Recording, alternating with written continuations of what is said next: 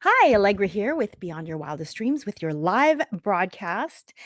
This will be episode 108 of the Harness the Power of Planning podcast if you want to re listen to it. And I'm going to be doing things a little bit differently today. So I just want to explain at the top of the show because I had a realization that a lot of times I am talking about things far in advance of when you might be experiencing them. For instance, I did a podcast on planning for the summer a few months ago because that's when you have to start making reservations for summer camps and trips and also just thinking about how you want to spend your summer. And I know that this is further in advance that maybe you are used to doing planning and so rather than talking about it, later, closer to the dates, instead, I'm going to call the first part of the podcast planting seeds. And so as you listen now going forward, just know that planting seeds is always going to be talking about the things that you might be wanting to think about in the next 3 months or so in order to prepare for those things. So today, on the podcast, in part one, I'm going to talk about planting seeds for the end of summer because that's what's going to be coming up in the next few months. And then I'm going to talk about, in part two, I'm going to do a monthly course correct. It's something that I do every month. I've talked about it before, but it's been a while. So I want to bring it up again. This is the monthly course correct that I have put together for you all. And you can find that at BYWD. Hold on, I can pull up a URL here at tinyurl.com/BYWD course correct. tinyurl.com/BYWD course correct. So go ahead and you can download that. If you're listening to the podcast, go ahead and pause it while you get that. And now I'm going to do part one. Well, not part one, but the first thing I do before I start the podcast, just tell you a little bit about myself. So, Beyond Your Wildest Dreams, I am all about helping you to prioritize yourself and your goals by learning skills like time management and productivity and goal setting, which really all, in my opinion, fall under the heading of planning, which is why I call this podcast the Harness the Power of Planning, because we all have the same number of hours every day, but how we use them, that's what determines what you're able to accomplish. And a lot of planning actually involves prioritization, which I think is the step that a lot of people are missing in their planning. Is this the thing I most want to be working on?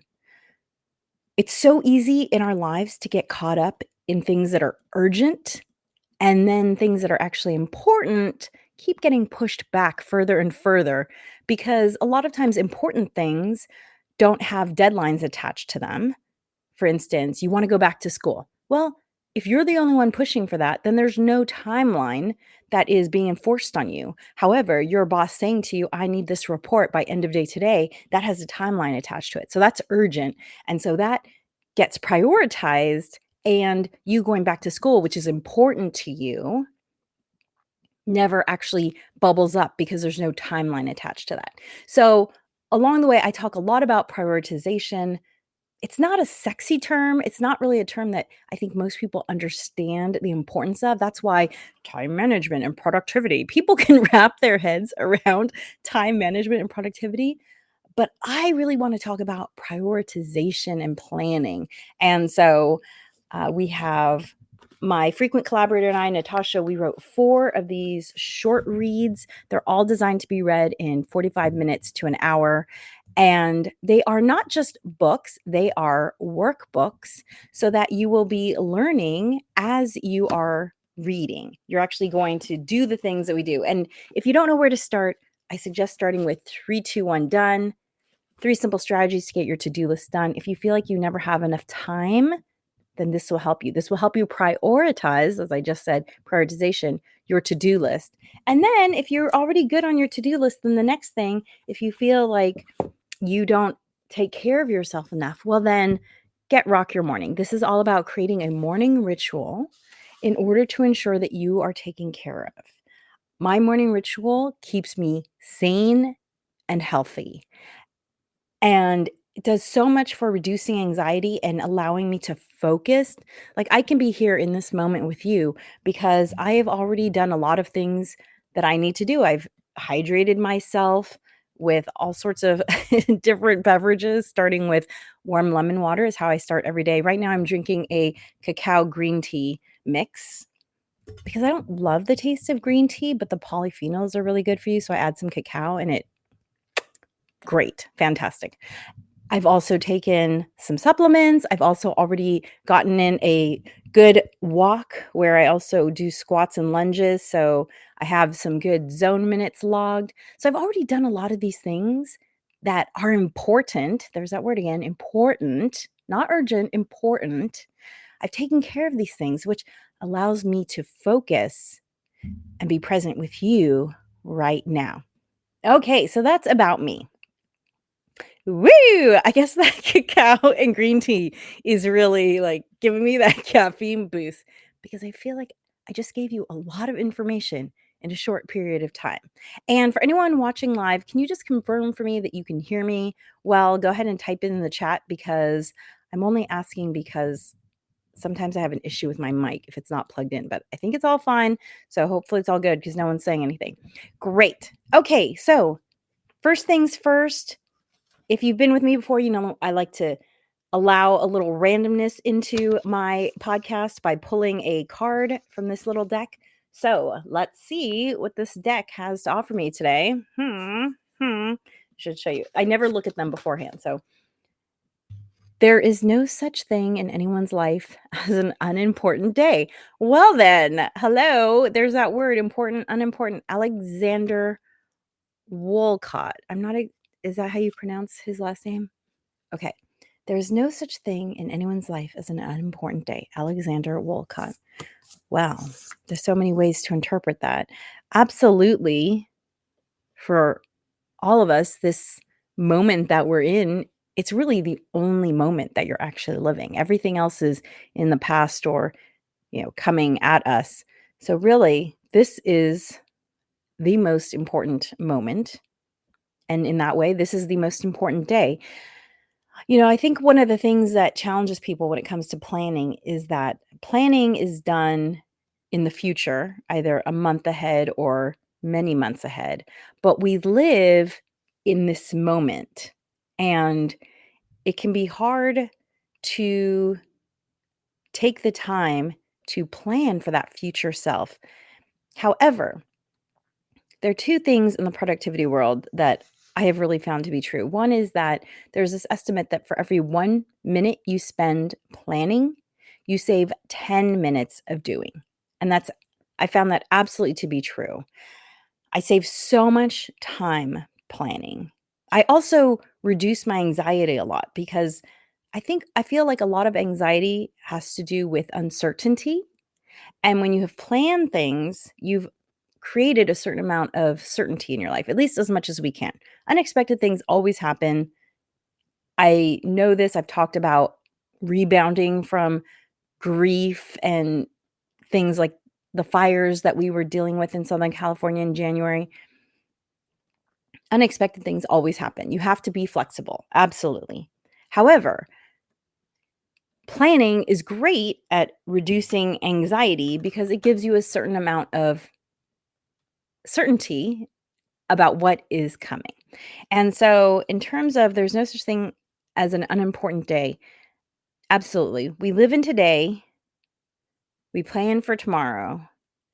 But I think what Alexander Wolcott is also getting at is the fact that every day is a chance to do something important. And that's where prioritization really comes in. If something is important to you, what are you doing to work on it? Today is a day to work on that important thing. So join me as we talk about figuring out what's important going forward. Okay, so as I mentioned, I want to tweak the first part of the podcast and call it planting seeds because I just want you to get into the habit of thinking a few months ahead because big things like planning a trip or planning to go back to school or starting a business or writing that book that you want to write. It's easier to think of those things a little bit in the future, not so far that it gives you a pass to not do anything about it, but far enough that you can kind of amp yourself up and get ready for this thing that's going to happen. So, part one of the podcast today, I'm calling Planting Seeds About the End of Summer. Now, the end of summer is sometimes not a big issue. If you don't have school age children in your life, then the end of summer might not be such a big thing. But I'm going to talk about it from both points of view. So, first, if you're a parent, the end of summer is a big deal because school is starting. And this is true if you homeschool like I did for many, many years, or if your kids go to regular school like my kid does now. Because even when you homeschool, there's still a little bit of a lull in summer because maybe some of the extracurriculars you do go on a hiatus, or maybe some people that you work with to provide your child's education take some summer breaks. So, even in the homeschooling world, at least the homeschooling world I'm familiar with, there's still a little bit of a break in the summer. Maybe some of the play dates that happen, and I still call them play dates, even if my kid's a teenager. When we were still homeschooling, every every other week, there was a group play date at a local park where she could socialize, and there was always an activity, etc. Okay, so even in the homeschool world, things change during summer. So as you are approaching school starting, here are some things that I do with my kiddo in order to set her up for success for the school year. Okay. First of all, I start making sure she's getting up earlier because if your kiddo's like mine, she is just enjoying the sleeping in. And I like to allow that because if you know any of the brain science behind kids and sleeping and their brains, allowing your child to sleep until they wake up is a gift for their brain health because the brain is doing a lot of growing and fixing and repairing and recording of stuff and during sleep, and that's important that it doesn't get interrupted, which unfortunately it gets interrupted. There was one study I saw that said that IQ points had dropped for every minute that school started earlier and earlier.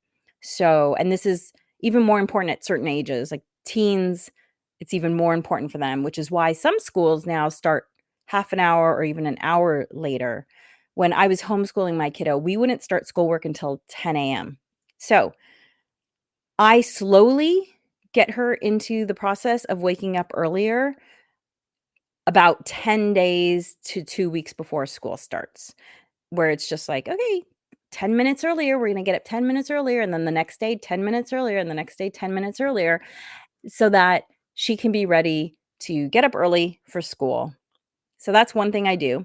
The other thing I do for my kiddo is during the summer, I have her continue with a little bit of academic work so that she doesn't suffer from, brain drain where she just doesn't remember anything when the school year starts. Because let's face it, if you're not multiplying polynomials on a regular basis, you might forget. There's so many great ways to do this. I'm a big fan of Summer Bridge books, and I might have a link here to this. I'll put one in the show notes. They're Summer Bridge books. They're workbooks where you just have your kiddo do 4 or 5 pages a day. It'll take them maybe 30 minutes max. My favorite ones are actually set up in like an adventure style where every day they're going on a quest. Unfortunately, these stop, I believe, in 8th grade, but there's some great ones even for high school age kiddos. So keep your kiddo's brain working by doing a little bit of academic work. It will make the start of the school year so much better. A third thing that I do with my kiddo is towards the end of the summer, I have a conversation with her about What is it that you want to do this school year? What are the grades that you're envisioning working towards? What are the extracurriculars that you want to take part in? How are some ways that you want to grow and learn and experience? Because I think this ideation or visioning or just, contemplating what is it that I want to get out of this school year is just not something that happens on a regular basis. And so asking your kiddo to think, "Hey, how do you want this school year to go?" That's going to get them into the process of thinking about how they want their lives to go and what they want to focus on. For instance, my kiddo, I set up a boundary with her. She has one extracurricular that she does, and she's told me this freshman year of high school that she wanted to do a second extracurricular. And I said to her, if you want to do a second extracurricular, then all of your grades need to be A's and B's, and there need to be more A's than B's. I said she 2 B's maximum if she wanted to have a second extracurricular, because her focus should be her schoolwork, and after that, then she can do an curricular, another one. So have these conversations with your kiddos. It's helpful for them to think about what is it that they want to get out of their life. It's priming their brain to think about planning for their life. What is it that they want to do? How do they want to prioritize their time? And also setting up healthy boundaries and knowing where to focus. My kiddo knows that if she's not getting things done with her academic work, then she's not going to be able to do the more social things of teenage life. And that's just a expectation that I have set. It's an expectation that I set for myself. She sees me getting my stuff done before I'm going out and, having fun. And I think that's a healthy way to introduce this concept. So those are 3 things I do. 1, start getting her up earlier, about 2 weeks beforehand, in small 10-minute increments, 10, 15-minute increments. 2, have them do some academic work by using either a workbook, or you can also use things like Khan Academy, which are free online kind of gamified learning experiences. Just if you look online for summer bridge activities, that's a great way to start. And then 3, have them think about and write down what it is they want to get out of this year. Maybe even put it in, I've done this with my kiddo before, where we tape it to her door, on her bedroom door, so she sees it every day. This just gets them into the process of thinking about the future. So those are the 3 things to set them up for success. Now, if your kiddo is going to a new school this coming fall, then I have some extra tips for you. I just experienced this with my kiddo last year, and it was so helpful. Okay, the first thing is, if your kiddo is going to a new school and maybe they've never had a locker before, grab one of those combination locks and have them practice doing it. It took my kiddo about 5 minutes to do it, the whole, like, turn 3 times to the right and twice back to the left. But she was so glad she did, because she said it made it much easier that first day of school when she got a locker combination, because she wasn't feeling, like, her heart pounding and, "Oh my gosh." Humans learn by mimicking. We learn by seeing someone do something and then following their lead. That's how we learn to speak. That's how we learn to do a lot of things. My child, it's amazing what she's learned through osmosis just by watching me. For instance, she's an amazing cook. I have done some hands-on teaching with her, but she's also just learned a lot through observation. She's also really got great public speaking skills because she's seen me do a lot of public speaking. So that's how kids are designed to learn. So don't why force your child to go through the extra stress of learning a combination lock on the fly when it's something that you can teach them to do at home? So that's number 1. Number 2, see if your school has any activities for new class people. So for instance, because my kiddo was gonna be a freshman, they called them summer bridge as well. They had some summer bridge classes to introduce the kids to school. Now here's the thing, what was actually taught there wasn't the most valuable thing. The most valuable thing was that it gave my child the opportunity to walk around the campus and become familiar with the campus without the stress of, "Oh my gosh, I need to get to my next period. The bell just rung. I have no idea where that building is." This is especially true if your child goes to a really big school, as some of our urban schools are. They're very large. It can be hard. They're like college campuses. And if your child doesn't know their way around, that just adds a level of stress that you can help do away with by having them go to a summer bridge activity. If your school doesn't offer summer bridge activities, see if they offer a tour or ask them, "Can we just come in and walk around? My kid's going to school there." Campuses are open a lot of times. So maybe you just walk around and show your kid, "Hey, here's A building, here's B building, here's C building. This is where you have classes," and walk them from building to building just so that they know where they are. If you think about it, when you take your kid around to do errands, to the grocery store, to the bank, whatever, they go with you to do those things. You don't just say, "Hey, go grocery shopping, 16-year-old." They've been grocery shopping many, many times. So, doing the same thing will help reduce their anxiety so much. I saw the fright in my child's eyes just leak away as she became familiar with the campus. So take advantage of any of those summer bridge opportunities. And if they don't have them, then take advantage of just take your kid to the school and see if they can go on a tour or if you can just do a self-guided tour. It will help them feel so much better. The final thing is to talk to your kid about age appropriate expectations. And again, this was something that I was so happy that they did at my kid's school. They actually one of the weeks of summer bridge activities that they had for my kid was nothing to do with academics. She went to 1 week of math, and then she went to 1 week of they called it study skills. And those study skills included things like talking about the appropriate and inappropriate use of devices in school. And so they were really just laying out what I guess non-academic expectations of being a student at the school meant. They talked about nutrition and lunch and what would be offered to them and how long it lasted and how it worked and where they would go. So it was just a really nice, soft way to introduce my kiddo to her new school environment. So if you have a kiddo changing schools, those are my extra tips for you. Finally, if you don't have kids, I encourage you to think about how you want the end of your summer to go. Did you do you already have time off planned? Have you planned your trips? Do you wanna plan an extra trip in August? I know that August is just kind of a popular time to think about travel as the warm weather is kind of ebbing.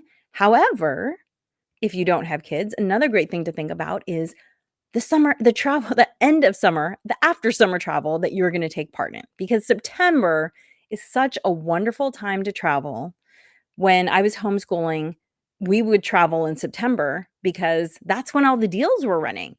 Airfares are less expensive, hotels or Airbnbs or wherever you wanna stay are less expensive, and there's all sorts of cool fall activities happening all over the world, all over the country.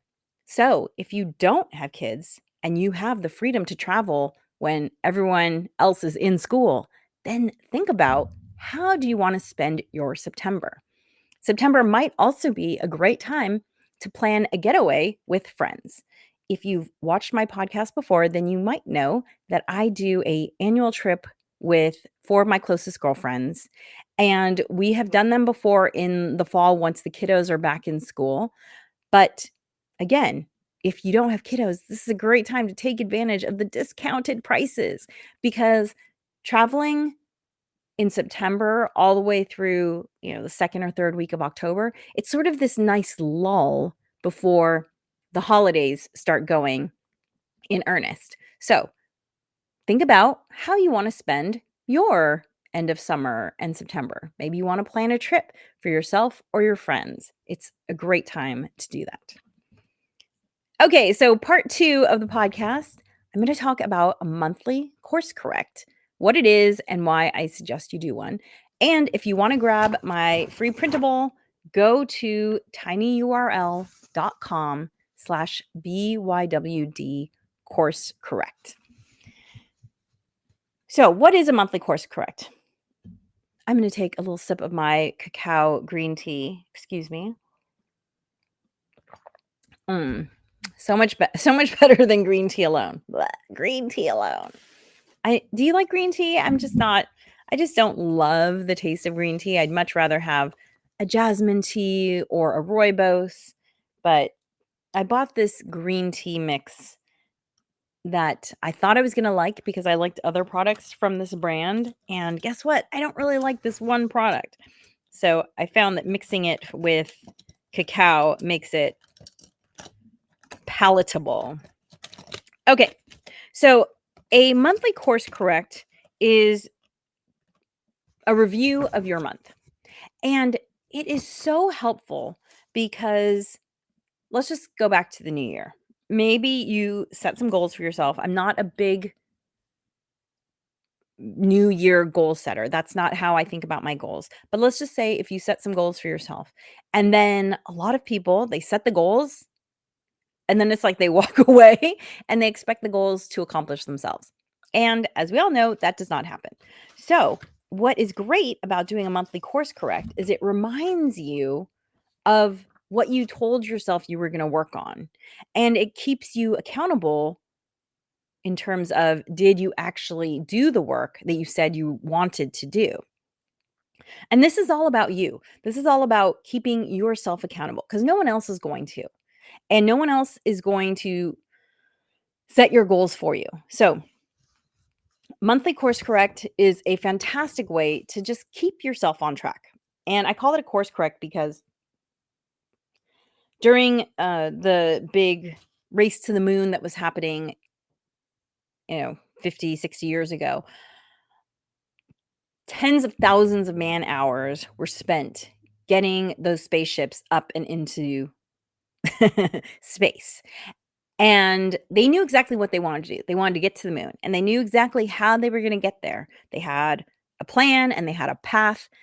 But even knowing where they're going, so their goal and what their path is, the course, they built in course corrects into their navigation plan because space, it's a big place. And if you're off by 1 degree at the beginning, that means you're off by, many, many miles at the end if you keep going on that wrong course. And so that's why it's called a course correct, because even when you're on the right path, even when you know what your goal is, sometimes you just need to tweak and tweak and tweak to ensure that you stay on course.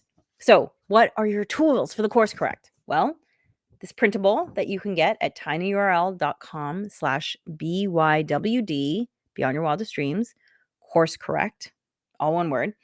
Then I would recommend grabbing a pen.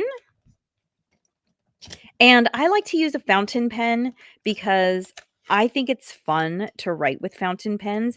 And anything you can do to make this experience more fun for you is good. Because if it's fun, you're going to do it, right? And so here's one of my pens. And I also like to use a specific color ink with my fountain pen. I like this Waterman Mysterious Blue. It's a lovely color. And again, this just makes it fun for me to do the writing. So find a pen that you like to write with. If you want, get a fountain pen. There are all kinds of them. I recommend vintage ones because the quality of the nib does matter. It is different. So get a good quality nib because a good quality nib will make you feel like you're writing in butter. A bad quality nib makes you feel like you're like dragging a pen across the page. It's really painful. It's the difference is gliding versus tearing into the paper. Then you also might want some colored pencils or markers. I have mine here in my Elena of Avalor pencil case that I bought for my daughter about 10 years ago, and I've kept. She outgrew it a long time ago, but you know what? Growing up in the 70s and 80s, I did not have Disney characters who looked like me. So now that they do, I get very excited. So Elena of Avalor pencil case. And you also might want some stickers. I am not a big sticker person, but I love these stickers. They're these rainbow hologram stickers for those listening to the audio podcast only. And they're just very motivating for me. I love putting these on my planner. They just make it so much more fun and colorful and exciting to work with. So let's see. The first part of the monthly course correct is just writing down the month.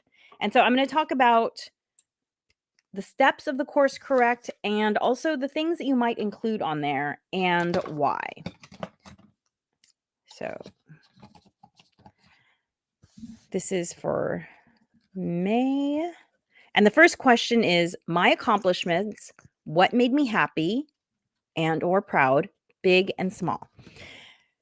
So I find this incredibly valuable because humans have a cognitive bias known as recency. We have many cognitive biases, and a lot of them are just based on how our brain is structured. And our brain is just structured to remember things that happened most recently better. And I think that makes sense. I think we can all agree. Oh yeah, I can remember I kind of can remember what I did yesterday, and I can remember that better than what I did last week, and definitely better than what I did a month ago. And so the reason why it's important to write down your accomplishments is humans have a tendency to be negative, and it's because we're it's because we live finite lives. And so we're kind of always worried about surviving. I was an anthropology major in undergrad, and so I always think about how we were designed, how we were programmed to live, because the reality is that although our world has changed a lot in the last 100 years, our programming, our DNA, the way we're designed to work has not. And ancient man, which is the programming we're still running, they were concerned, am I going to have enough food? That was their big concern. And so we're kind of always prepared for the negative. And so what writing your accomplishments down does is it helps to counteract that inherent negativity and remind you, oh, look at all the great things that happened to me this month. And I encourage you to write down things big and small. For instance, anything that is helping you to move forward your goals is an accomplishment. So I have a goal of staying in touch with friends and family who are out of town. And in order to do that, every week I write down someone's name and I call that person to re-engage with them. And then when I do that phone call, I give myself a sticker, one of these rainbow stickers, because I did what I said I was going to do. And then when I do my monthly course correct, I write down, spoke to cousin Susanna. Great conversation. So happy to hear about her kiddo's success. That's how small the accomplishment can be for you to recognize it. And guess what? It feels good. It reminds me of that phone call and the feelings that I have towards this cousin. And that's wonderful. So it doesn't have to be, sold a $10 million building. That's not the only accomplishment I want you to write down. I want you to write down anything that helps you live the life you want to live. So whether or not that's calls with friends and family, maybe that's date nights, maybe that is a fun day with your kiddo, maybe that is a fun day for yourself.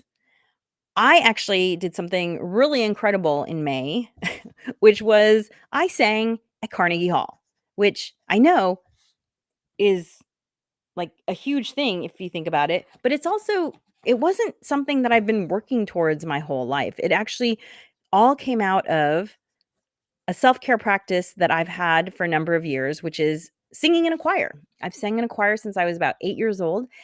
I love choral singing as a community experience, and I never thought that singing in a choir would lead me to Carnegie Hall, but it did. I talk about it at great length in the last episode, I think episode 107 of the Harness the Power of Planning podcast. You can also see my 3-minute video on my week in New York. So that was amazing. That was a big thing. But another thing that I did was I booked the date for my next comedy show. So I produce a comedy show here in Los Angeles called Soy Saucy. It features all Latin and Asian comedians because I myself am Latin and Asian, and I thought that would be fun. And what is more Los Angeles than tacos and boba? So I booked my second show. This is a goal I've been working towards, booking a comedy show. I've been working towards this for about 2.5 years. And my goal was to do four in 2025. I think I'm only going to do two because I just want them to be great. And that's what I have the bandwidth for. And you know what? That's fine. Hey, two is more than zero. And I would consider that a win. But you notice I'm not even, I'm rewarding myself just for booking the date. The comedy show hasn't even happened. It's not until September 7th. It's many months away. But I booked the date, and that is something to be rewarded because that makes it much more likely to happen. I've also booked all the comedians, which I'm writing that down as accomplishment too. So that was fantastic. So these are the sorts of things I want you to write down as your accomplishments, big and small. Okay. There's a question just at the bottom of the accomplishments that says, "Did I reward myself for the above?" Now, rewards are something I talk about in the life design course that I have, Harness. It's also called Harness the Power of Planning. It's a 6-session life design course. You can find out more about that on my website. And some people do really well with rewards. Other people are not motivated by rewards. A reward can be as small as a sticker, honestly. A reward can also be doing something more efficiently, and therefore you just have more time to yourself. So, if you find rewards motivational, great, use them. They don't have to be big. When I have fallen off the exercise routine and worked to get back into it, one of the things I've rewarded myself with have been a new pair of socks if I exercise as many days in a month as I say I'm going to exercise. So they don't have to be big things, but that's that question there. Okay. Number 2, my insights. What did I learn about myself, my habits? Well, I read a book called The Big Leap in May, and it was fascinating because it talks about self-sabotage in a way that I had never heard, and I learned something about my own form of self-sabotage, and that was very insightful.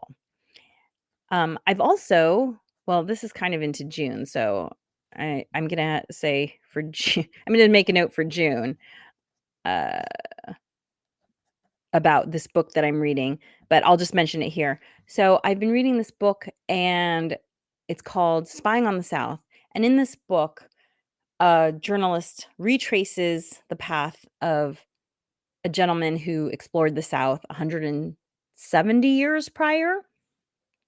And what I noticed about that was that he kept commenting on how much that early explorer, his name's Homestead, Frank Homestead, he's actually the gentleman who ended up designing Central Park, but this was well before he designed Central Park.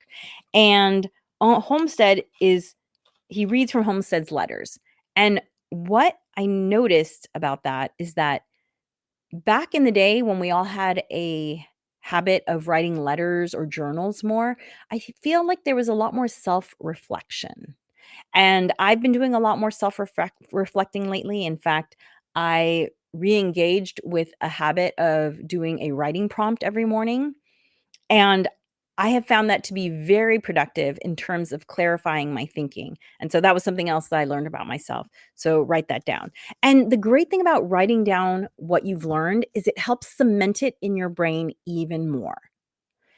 You might have made an interesting connection while you were driving, but because you didn't write it down, it might kind of be lost to the background. But by writing it down, it helps really cement it in your brain better. And I like to go back and read at the end of the year. I go back and peruse my monthly course corrects, and then it helps me review it and remind me once again, oh right, here's this thing that I thought was really important in the moment. But if you don't capture it, it can just kind of flit away. So that's why that question is included on the course correct. This is kind of in tandem, books, articles, podcasts you read or listened to, what did you learn? A lot of times I find that there's a lot of synergy between these 2 questions. So again, I'm gonna write down these 2 books and what I learned from them. And by the way, if you're not a huge reader, audiobooks are amazing. I probably listen to more books than I read at this point because you can listen in the car. And pro tip, you can also turn a lot of books. Maybe a book has not been turned into an audiobook officially, but if you have an iPhone, I know you can turn on the accessibility feature, which will read a book to you. The voice is robotic, but as long as that doesn't bother you, hey, instant audiobook. And podcasts are also great ways to learn about things. So seek those out. My inspiration, who inspired me, who championed me, I am definitely inspired by these authors, but I've also been inspired by a couple of people who've really been helpful to me in terms of my business and championing my productivity and time management training that I do out in the world, both at conferences and at businesses. So I'm going to write their names down. And both of these people I've already sent thank you notes to. So that's, crossed off my list, but maybe if the people that you put down in your inspiration, if it's someone you know personally, maybe write them a thank you note. It's such a nice thing to do. One of my favorite ways actually to send thank you notes is to use a service called TouchNote.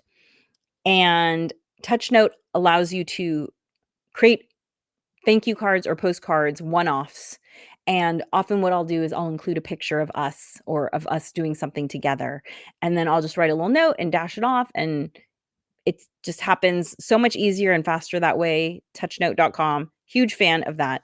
And so sending a thank you note is just a really nice way to show your appreciation. Okay, next question. Any distractions, fears, or mental blocks? This is a great opportunity to look inside and be honest with yourself about fears you have. And I have been having a fear. Sometimes this area is blank and that's fine, but there has been a fear coming up. And I think it's because I am working towards a really, really big goal, a big financial goal. And there's a certain amount of risk on my part. And I think that is bringing up some fears. But you know what? Fears don't go away by ignoring them. That's been my experience in my 50 years of living. So admit your fears. It is empowering. And also, when you admit your fear, then you can figure out a way to solve it. Maybe solving it, one of my favorite things to do is Stoic philosophy. So I might look up some Stoic philosophy related to this fear. Another thing you can do is just look for a podcast or a book, or you know, do a search for how to overcome a fear of blank. And in my experience, the only way to overcome fears is head on. So hopefully that inspires you to do that. Self care is the next question. What did I do to care for myself?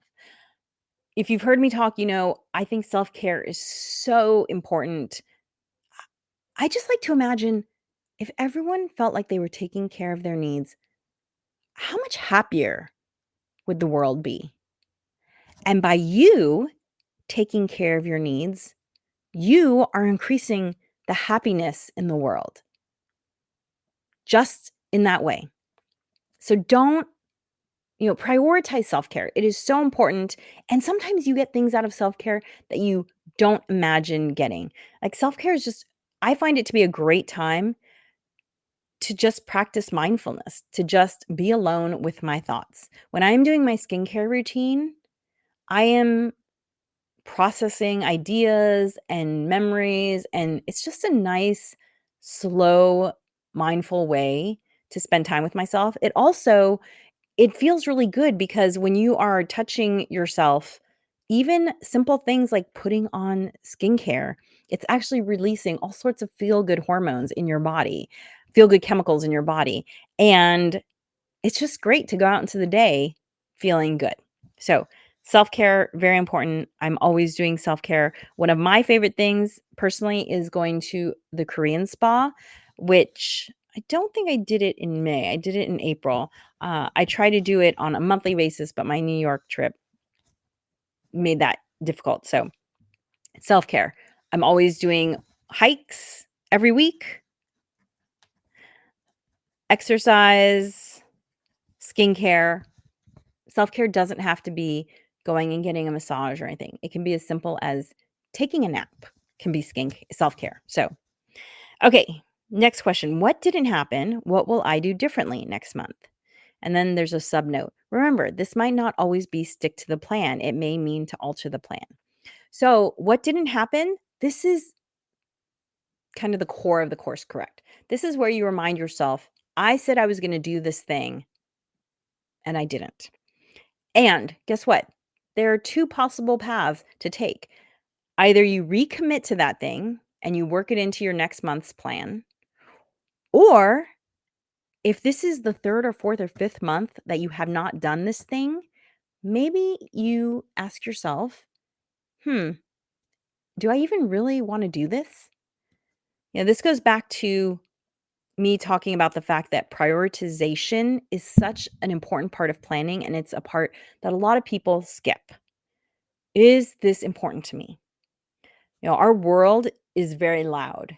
And so it can be easy to take on the expectations of your family, your culture, your country. But is that what you want? Is that what feels true to you?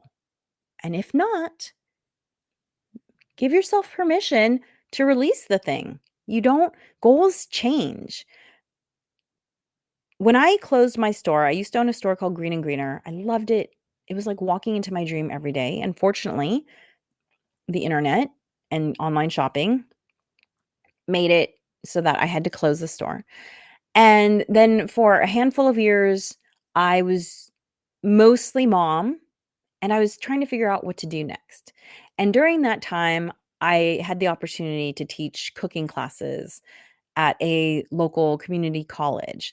And that was going really well. It was fun. I enjoyed it, but it didn't feel quite right. And everyone kept asking me, "Well, when's your cookbook going to come out? When's your cookbook coming out?"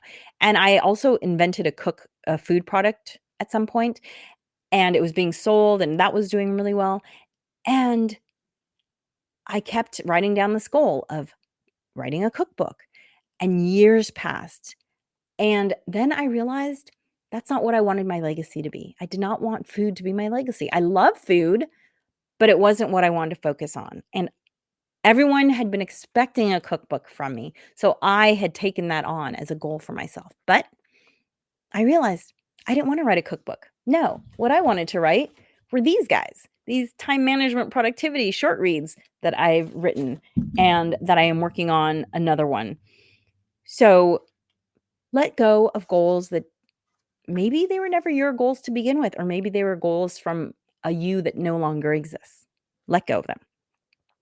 Finally, an overview for the month. Maybe there was an overarching theme or something that you really liked about this month. That's what that space is for, to just write a final takeaway from your month. And then the flip side of the course correct is what I call a control panel. Again, going back to a spaceship and its control panels. And this is just a fun visual way to look at your month.